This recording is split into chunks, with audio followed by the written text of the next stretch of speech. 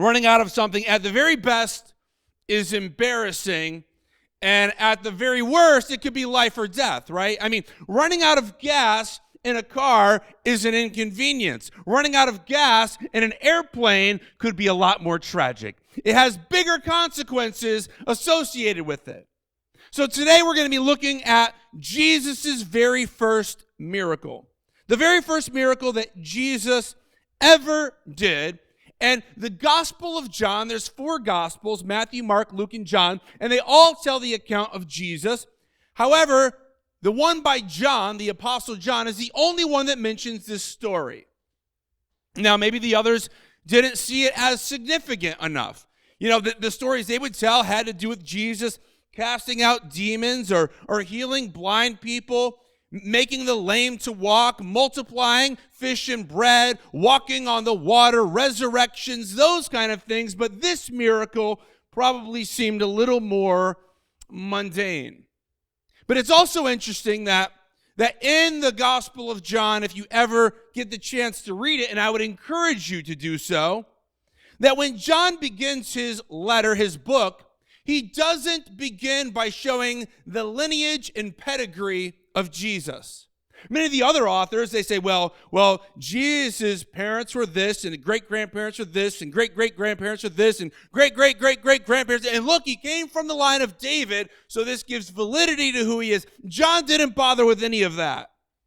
He just started out with this. He said, in the beginning was the Word, and the Word was with God, and the Word was God. So all along, John is establishing the fact that Jesus is God.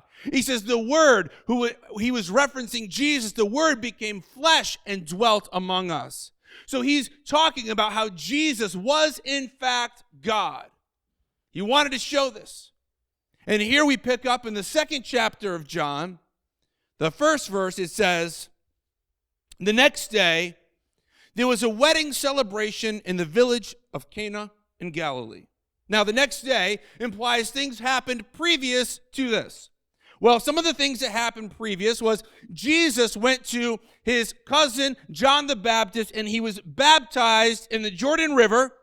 And then the next day and the next day, Jesus was wandering around, meeting some people. And then 3 days later is where we find ourselves now.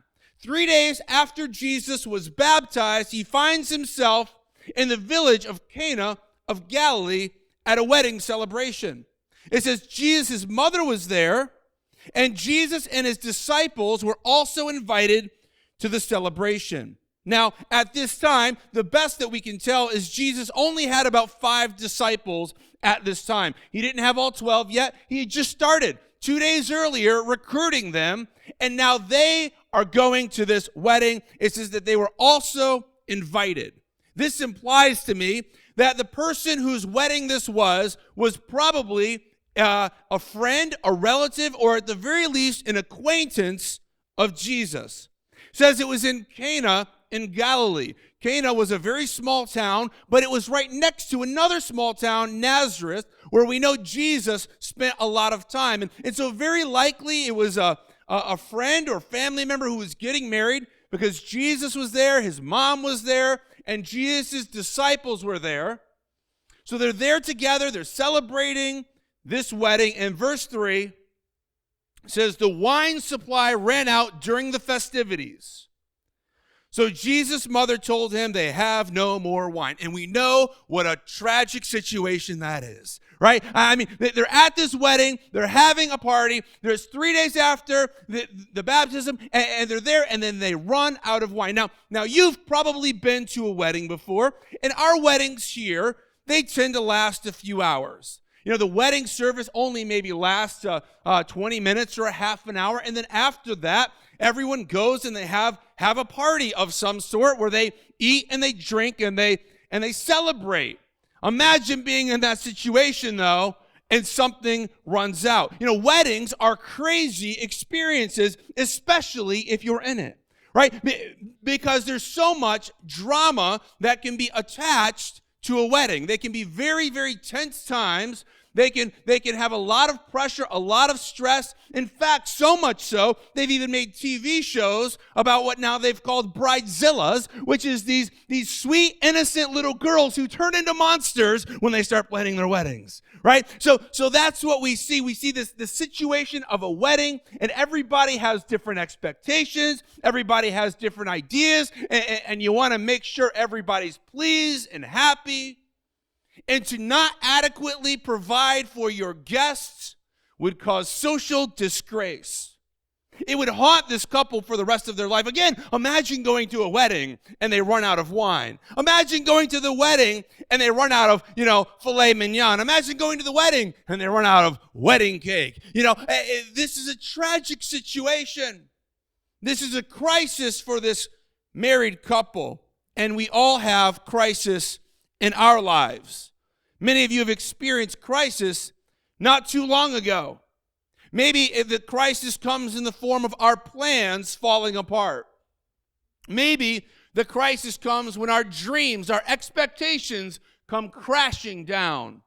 Maybe the crisis has been that you've experienced loss of some form, maybe a loved one in your life. Just today, as I was preparing for this service, my computer crashed, and I suffered a loss of a chunk of my notes that I had to scramble and recreate before the service. And these crisis times that we have. Some of you, the crisis is an unmet expectation in life. Maybe the crisis is a financial nature. Maybe the crisis has something to do with your schooling or your education, and these things weigh heavily on us. And sometimes, unfortunately, things get worse before they get better. But in your notes, if you're taking them, your crisis is an opportunity for God's miracle.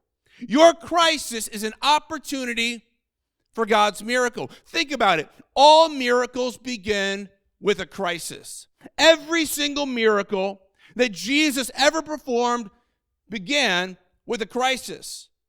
Whether he was healing somebody who was sick, restoring their sight, casting out demonic influences out of a person, or bringing someone back to life again, or feeding hungry crowds of people. You cannot have a miracle without first having a crisis. And it can feel like you're getting hit by a truckload of problems. It comes against you and feels like we're getting handed disappointment after disappointment, like a card dealer just dealing them out, and you're afraid to flip them over because you don't want to know what the crisis is going to be.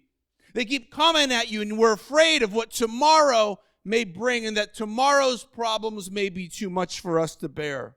Many of us are living in this verse 3, where he says that they ran out of wine. Maybe the wine in your life, maybe the joy has gone out of your life. Maybe the health has gone from your life. Maybe the money has gone from your life, and it has been for a long time. And you feel like you're at the end of the rope, that you've run out of rope, that you've run out of options. And that's where we find this married couple. Many of us are experiencing or have experienced terrible circumstances in life. It's like we're out of wine. We've run out of something that we once had. You were expecting that scholarship, but you just didn't get it. The wine ran out. You were expecting the promotion at work, but instead you lost your job. The wine ran out. You had great expectations for your friends. Maybe your health is gone, and it seems like the wine has gone out. Bills are piling up. Maybe you're broke. Maybe the relationships you had counted on have turned toxic, and it feels like the wine has gone out. Some are wondering, today, can I keep going on?